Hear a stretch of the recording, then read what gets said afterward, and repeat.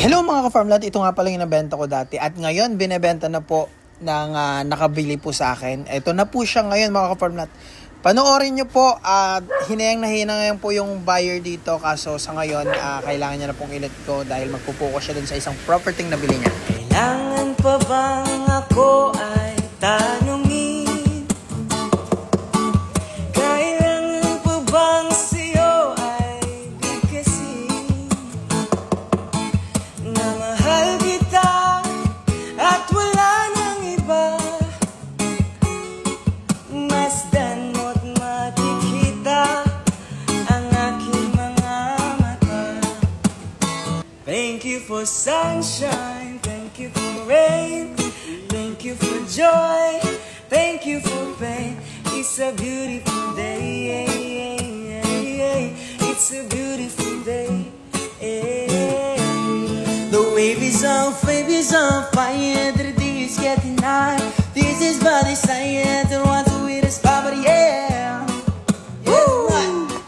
Cool down. Wave is on fire, the day is getting high. This is my desire, the one to it is power, yeah, yeah, yeah. Cool down. Hello mga ka-farmland, ayan ina-upload na naman natin to. So nakailang upload na ako ngayong araw, laging copyright. So ayan mga ka-farmland, ang higpit ng mga music ngayon. So eto mga ka-farmland ay ayan, ito po yung farmhouse, no. So ito yung lutuan po dito nila. Ang ganda po nung yung ginawa nilang pugon. Ayan, tapos hindi sila gumamit ng hollow block dito mga ka-farmland. More on yung mga bato na inano po nila. So ayan, makikita nyo ang ganda po sa mata. Ganda nung pagka po nila dito, pagka-design. Ito po yung kusina. Yan po yung ating seller ngayon na dating buyer po natin na nakabili nito. So yan, meron po silang lukaran dito kasi nyugan po ito mga ka-farmland. May mga na-harvest pong nyug dito. So nilulukod po nila. Mahal po ngayon ang lukad. So dito naman may backyard po silang mga manok. Yan, mga manok panabong po yan. Ito yung likod. So dito po yung labahan. Ayan, so nandito may mga garden po. Ayan. Mahilig po talaga magtanim yung ating seller. Kaya talagang yan. So yung distance po nito sa Barangay Road, ayan, 150 meters. May right of way naman po yan. So maraming prutas. Yan.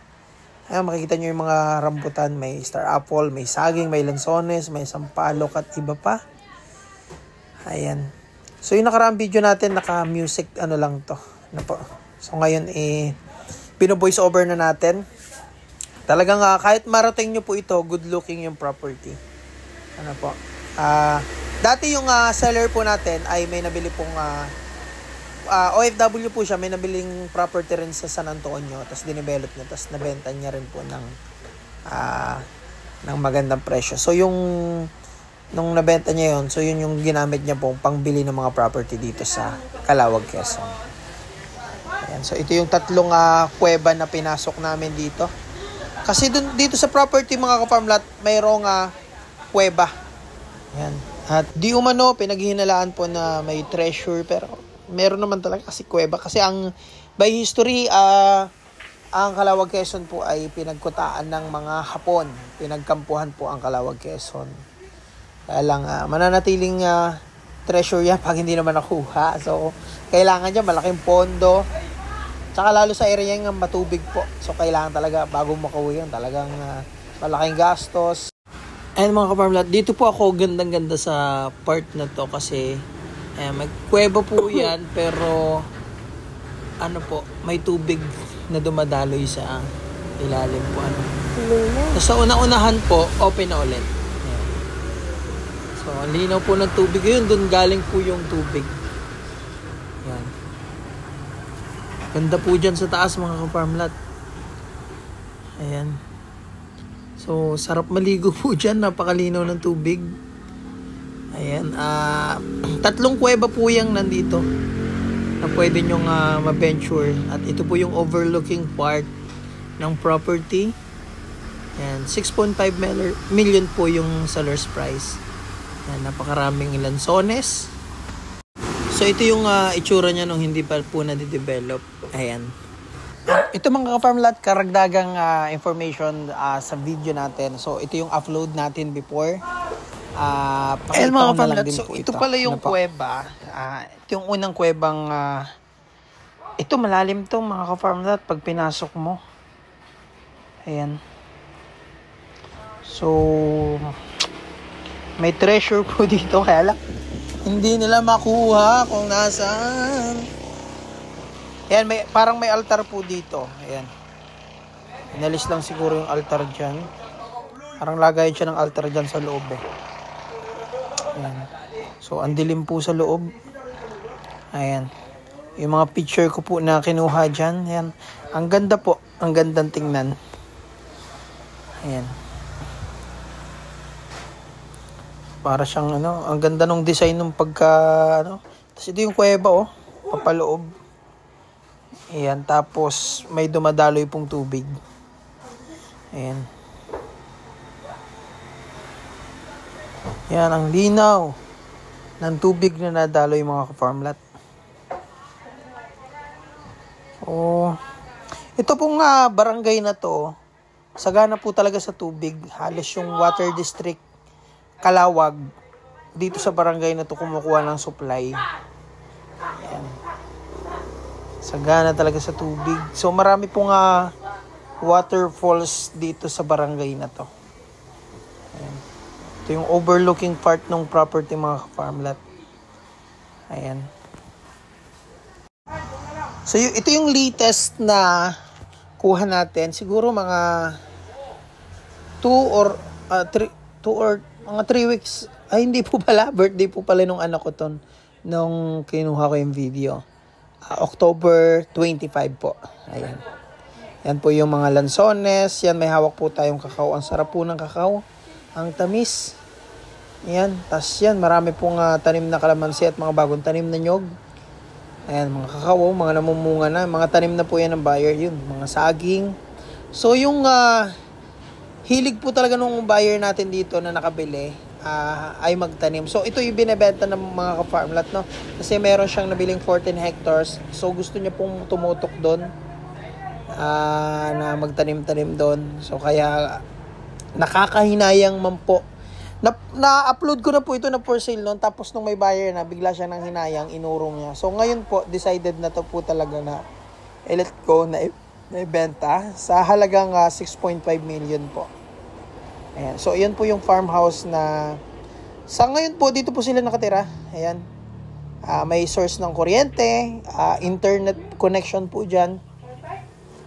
Ayan, may mga kubo na po dito. Ayan. So, kung pamilyahan, yung mga parang gusto niya lang yung tahimik, ayan, maganda po dito. So, ayan, as you can see, ito yung CR. Ayun, nagdayo kami paliligo kasi birthday nung anak ko po. Ayan. Yan. Yan po yung ginawa. Wala po yung hollow block. Yan po yung ginawang pader. Yung mga bato-bato po dyan. Tapos yan yung po yung kubo na ginawa dyan. Tapos ito po yung swimming pool naman ng pambata. Ayan. Ayan siya. Naglalaro po sila mga ka-farmlat. So ayan mga ka-farmlat, ang presyo po nito ay 6.5 million po. Na-transfer na sa buyer yung title nito. So ayos po ang papel po nito. At yan, akyat po tayo dun sa taas. May swimming pool pa po dun sa taas.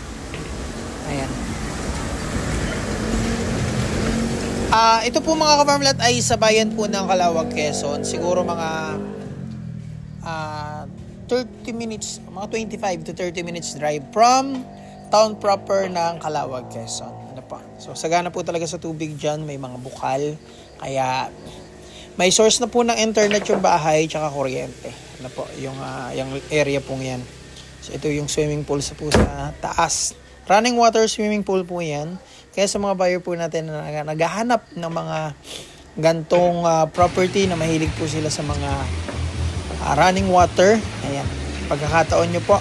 So, ayan mga ka-farmlat, message nyo lang po ako sa ating WhatsApp and Viber, sa ating email. Ayan, maraming salamat po sa inyong panonood.